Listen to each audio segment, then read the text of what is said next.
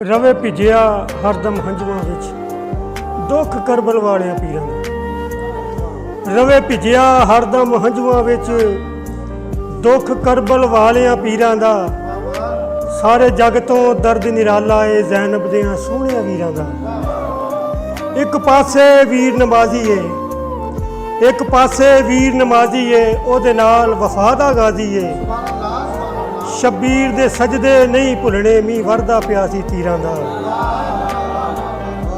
ਸੁਗਰਾਂ ਦੀਆਂ ਤਾਂਗਾਂ ਮੁੱਕੀਆਂ ਨਹੀਂ, ਅੱਖਾਂ ਰੋਣੋਂ ਅੱਜ ਤੱਕ ਰੁਕੀਆਂ ਨਹੀਂ। ਸੁਗਰਾਂ ਦੀਆਂ ਤਾਂਗਾਂ ਮੁੱਕੀਆਂ ਨਹੀਂ, ਅੱਖਾਂ ਰੋਣੋਂ ਅੱਜ ਤੱਕ ਰੁਕੀਆਂ ਨਹੀਂ। ਕਿਸ ਪਾਸਿਓਂ ਅਕਬਰ ਆਉਣਾ ਏ, ਰਾਹ ਤੱਕਦੀ ਏ ਪਈ ਵੀਰਾਂ ਦਾ।